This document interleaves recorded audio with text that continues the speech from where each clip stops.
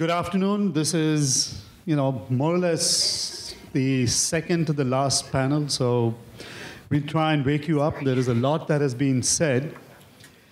And, this whole notion of social innovation we've seen since the morning of how individuals driven by a clear vision, commitment, determination, and really thinking big can make change and have significant impact around the world.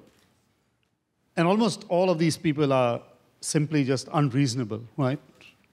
And that's what we've seen. And what we've got, three individuals here today are going to tell their story where they are starting off with this bold vision to bring about change. So I'm going to get each of them to quickly introduce themselves and talk very briefly as to what it is that they're trying to do. So let me start off with Andrew. Can you hear me? Is this? Oh, yeah, it works. Hello, everyone. My name is Andrew Yang. I'm the founder of Venture for America.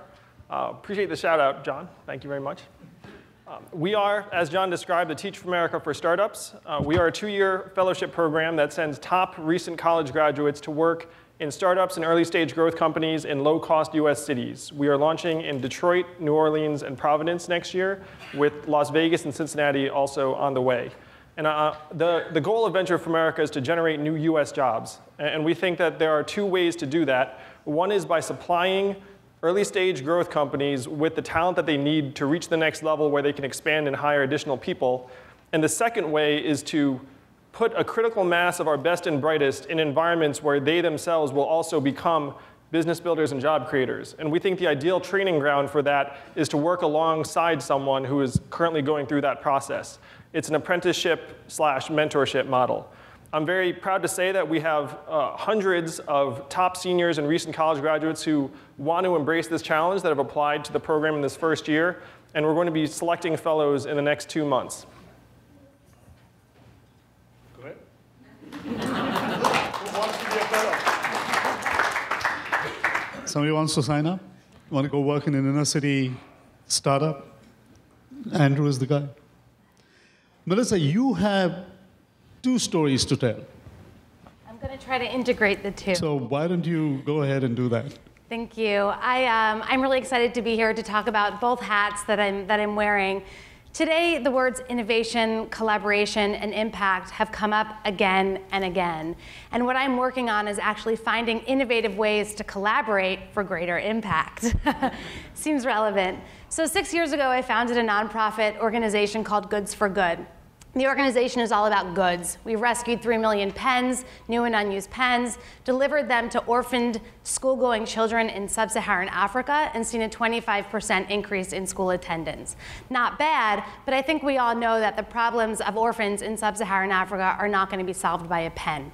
They're complex. And so over the last 6 years, what I've done is I've seen that there's tons of surplus goods. I've said, how can we take those goods and create ecosystems of change for these children and their community? So for example, we take surplus fabric from the fashion industry, we deliver it not directly to the child to create a uniform, but through their community. We work with that community to train older adults who have dropped out of school themselves or are caring for orphans in tailoring. During that 6-month course, where we collaborate with another NGO to run that course, those tailors make required school uniforms, 100 each, for other orphans in their community. Once they graduate, we work in partnership with another NGO to help find job placement for those tailors. Ultimately, they create products, they earn money, and the cycle goes on without Goods for Good. So it's about taking that one good, bringing in the strengths of other nonprofits as well as Goods for Good to create an ecosystem to deal with the complex issues we're facing. So we have kids back in school, but at the same time we're creating jobs in their communities, and we're helping their own communities to support the kids in the long run. So how did I do that? I built strategic partnerships with other nonprofits. I took my strength, which was repurposing goods. I built on the strength of other nonprofits who worked in training, starting small businesses, and created this ecosystem of good. And that's what I believe that we can do today. I'm working on this new project called Nonprofit Share, which will enable nonprofits in America, in Africa, all over the world to take their complementary services and come together through collaboration for greater impact. And I'm really excited to talk more about it today. Thank you.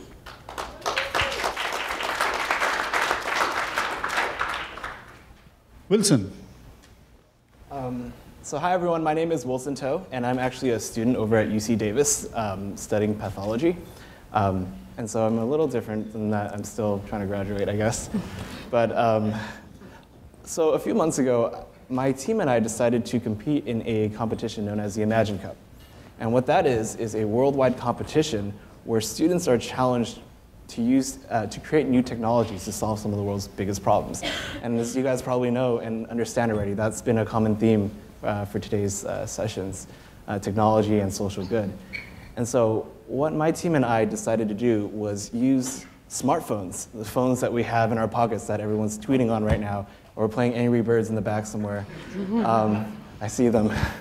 But how do we use phones in our pockets to diagnose diseases? So how can we use a cell phone with an inexpensive lens attachment to look at blood smears from just a single drop of blood? Or how can we use them to take pictures of the red blood vessels in the white part of the eye to diagnose vascular disease? And so imagine equipping healthcare workers in third world countries where they don't have hospitals and clinics nearby with tools that we have in our pockets to save lives. And so what we want to do with our team is provide an inexpensive, more accurate way of diagnosing diseases and help save more lives with the current amount of funding available. Great, thank you. So let me try and see if I can stir up a little bit here. Think of me as a old guy really doesn't believe in anything that you're doing. And, you know, I'm just crabby today. So how are you going to convince me that your vision, what you're really trying to do, is going to be the next Donors Choose or Teach for America, and why should we believe in you? Was that a question? It is a question. Why should I believe in you? Well, in my case, the impetus for Venture for America arose over more than a decade. When I graduated from Brown back in '96, I had no idea what I wanted to do. So I did what you do if you have no idea what you want to do, which is apply to law school. And so I went to law school, practiced law for a grand total of 5 months at Davis Polk in New York, and concluded that I was a poor fit for the position or vice versa. And so I self-ejected and started an illfated.com in the first bubble in New York that had its mini rise and maximum fall, circa 2002 or so. And so at this point, when the company folded, my parents were quite concerned. I still had educational debt. I just lost some people some money. But I'd been bitten by the bug and said, you know what, I need to get better at this. I need to learn how to build a business and create a successful enterprise. But I didn't have the wherewithal at this point, so I spent 5 years apprenticing myself to 2 more experienced entrepreneurs over a 5-year period in New York. Then at the end of that 5-year period, I was enlisted to become the head of an education company in New York called Manhattan GMAT. I believe in very obvious names. So Manhattan GMAT is a test prep company that helps people get into business school. And so Manhattan GMAT grew to become the #2 GMAT company in the US. This year it'll do about $18 million in revenue. And we became such a pain that we were acquired by Kaplan / The Washington Post in 2009. And I just concluded my employment agreement with them. So I've seen this problem from every angle. I've seen it as a directionless recent college graduate who didn't know what to do, and so took one of the very well-presented, well-lit professional paths. I saw how difficult it was to start a business as a 20-something-year-old. I think entrepreneurship is very, very difficult, and that's one reason why we need to create this community and network to support it. I've run a company and seen how difficult it is to hire recent talented college graduates because of the intense recruitment culture that pervades most all of our national universities at this point. And I've encountered literally hundreds of enterprising recent college graduates who want nothing more than to be in a position of impact in an early stage company or growth company. So I've seen this from every angle. And now that I've reached at least some degree of success and run an organization that had 140 full and part-time employees, I decided that this was the challenge I wanted to undertake. Great, thank you. That is actually very good. So let me just stay with you for one more second, Andrew. So if you had an ask of this group, what would it be? You can say, give me your credit card, checkbook, but go beyond that. Be a little bit more creative. I'm privileged to be here today, and I really want to thank Z for inviting me. You guys are role models for the rest of the country. You guys should know. Those of you who are in Silicon Valley, the rest of the country looks up to you as the bastion of innovation and value creation. And the rest of the country wants to be like you. Certainly a lot of the young people want to be like you. And what I'd like to see is that some of you have Venture for America become your organization, become an organization that you feel identified with, that you believe could become something that you want to see succeed and support. So we have 3 pillars of our operations. The first is talent recruitment. And I know many of you have regular contact with very talented young people that might want to take on this sort of opportunity. The second is startup companies that are located in low-cost cities, which I know many of you have, again, relationships with. And the third is our organizational development, which requires resources and fundraising. To date, we have commitments for about $500,000, half of which we've received. So we're still very early on. And I know that many of you could change that quite quickly if you decided to do so. Those are the 3 pillars that we're looking to build, and we'd love to work with you to see them grow to the sky. My email address is andrew@ventureforamerica.org. Please do feel free to reach out. I'd love to hear from you. Thank you, Andrew. Let me, Wilson, you're a student. You entered a competition. You won one of the competition. Why are you sitting here? Besides the fact that we invited you. Well, to be honest, how many of you have a smartphone here? That's pretty much 95% of the room. So if you realistically think about it, the smartphones in our pockets have more computing power than all of NASA in 1969. It's mind-blowing. So what can we do to harness that power? What can we do to use that technology for social good? I mean, it's good that we're engaging people, kind of getting out there, using Facebook, whatever the means, whatever we're doing out there. But sometimes we can just reach in our pockets and do something good with it. And so the technology that we're creating, we want to kind of bring it outside the United States. Because here we're kind of stuck in this little bubble where we don't see malaria, we don't see all these weird parasitic diseases and stuff like that. I see diseases every day. That's pretty much what I study at school. So we're in this little bubble. And so how can we use the technology in our pockets to really bring it out there? And one of the big ways that we can do it is through mentorships that you can provide here. Like students, as crazy as we are, I mean, you've seen all the stuff that's happened at UC Davis with all the pepper spray and everything. We're not as crazy as people and the media make us out to be. We have wild imaginations, yes, but we also need that discipline that you can supply. And so the reason why I'm here is to reach out to you to help students, because we have potential, And a lot of my peers, whether they're grad students or undergrad students, they have really crazy ideas that can do a lot of social good. So where do you want Lifelens to go? Well, I guess just like everyone else on this panel, I want to see Lifelens out there saving lives. And that's, I think, the biggest metric for me. It's not how much money or how much funding we raise, but really how many lives we save. So what I want to see happen is kind of growing Lifelens from just a project that my team and I thought of in a garage where we're taking apart DVD players to look for lenses to something that's out there as part of a health package that we can give out to healthcare workers and volunteers who want to spend their time out there in sub-Saharan Africa and save lives. Thank you. These guys are good. At least, this late in the day. Melissa, so you and I have spent some time talking about your vision and how you are so focused on reducing waste within the nonprofit sector. You've seen some of the discussions this morning. Some of our earlier panelists actually talked about more collaboration, more engagement within nonprofits, and you're trying to do that. Give me a little bit more about your vision, and how do you think this group can help you get there?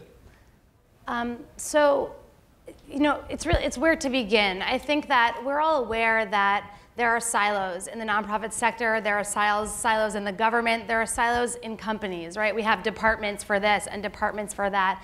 And I am idealistic, and in a perfect world, let's break down all those silos and let's make it all happen. But that's not going to happen. So how can we, and this is what we talked about, take these steel encased silos, and instead of having them encased in steel, let's make them curtains, and let's make these silos permeable so that we can provide holistic services to the people we're trying to serve. And let me make it a little bit more personal. I was talking with somebody here about Year Up, and we were talking about this fantastic program that places inner city kids in internships, and I'm sure there's a lot more. I'm starting to learn about it, but I said, well, what do you guys need? I'm sure that Year Up can't do everything that these inner city kids need. So what are some of the challenges that you face? And we were talking about childcare, right? We can get thousands of amazing internships for inner city kids, but if they don't have anywhere to put their kids during the day, can they take the internship?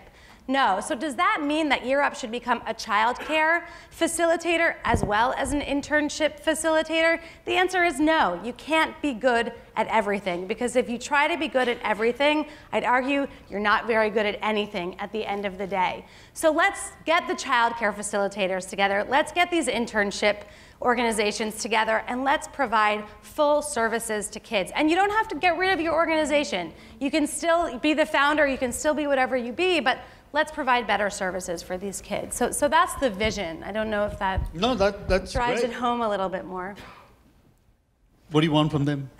Well, like Andrew, this is a huge opportunity for me. I've been running Goods for Good for 6 years, a lot longer than that, unofficially. And I'm talking about technology and how we can use technology to change the sector. I have a lot to learn. I think I could learn a lot from many of you in this room, and I would welcome suggestions. I would welcome hard questions that may leave me speechless, but I will take them back home to think about them with my team. And I'm committed to making this happen, because even if it doesn't create this ideal world, if we move the needle forward on this conversation, I think we have already done a lot more than we're doing today. So help me think about it and make it happen, please. So let me, you've heard so much that has been said today. There's just a lot of information from some very senior folks, some folks who actually gave up amazing careers that they had to move into a different direction, and some have used their experience to create something new, like Mitch, where he's actually talking about impact investment and other stuff. So what are some of the things that you feel you're going to take back once you move from here back to what you're doing? And how can we continue to help you along that journey? Whoever wants to start. I think I've seen what I want to be when I grow up. In terms of how you all can help in that journey, it's really, as Melissa said, is just to continue to learn from each of you. So be more specific in terms of who you want to be. Who did you see in the room that you want to emulate? Well, clearly it's not me. So I was specifically thinking of both Scott Harrison and Charles Best, who've built incredibly impactful organizations that are innovative and make a difference in people's lives every day. And if Venture for America achieves anywhere near that degree of impact, I'll be able to sleep very well at night. I think that, we over the course of the last day, we've heard about so many different innovations, Charity Water, Room to Read, what certain CSR departments are doing, and really thinking innovatively. And there's lessons to be learned in that, in how we can harness those technologies and use them to create better organizations that are really providing full services and really using those different things that are out there to create better products. And it's really opened up that universe for me. Great. I think for me, it's something that we all share in this room, and it's that takeaway message that we don't really judge ourselves based on our personal accomplishments, not the stuff that we do at work, not the stuff that we do on our free time, but rather how we've worked to address some of the world's deepest problems and toughest problems out there. And how do we connect people, not just around the corner, but around the world? And so one of the biggest things that I think this conference has been is more of an inspiration, not just for the panelists here, I'm sure, but everyone around us. And so I really do hope that many of you talk to your kids, talk to your friends, and mentor and inspire. Continue doing what you're doing, because everyone in this room is here for a reason, because you're interested in social good, social innovation. And so that needs to spread a little bit. And so I think I enjoyed that most. Any last words before they yank us off? So I'd like you all to imagine a country where a higher number of our best and brightest go to early stage growth companies than currently go to finance, law, or consulting. We believe that if you were to accomplish that vision, you would address so many of our problems, the employment issues, rebuild our economy, rebuild our society. It would take a long time. It would take a couple of decades. But we believe that talent is the key lever. Talent is the key driver. And I know many of you have lived this through your organizations, where you're continuously trying to attract and retain the smartest people you can. If we can accomplish that vision, then we have a chance to rebuild our economy, and rebuild our society, and rebuild our country the way we'd like to see it. And if that's a vision you'd like to support, please do, again, contact me at andrew@ventureforamerica.org. I guess I'd just like to say that there are 1.5 million nonprofits in America alone. And I think a lot of you are either part of some of them, sit on the boards of some of them. If you could stop and imagine for 1 second if you were able to fully meet the needs of the children you're trying to help, of the elderly, of the disabled. What would that world look like?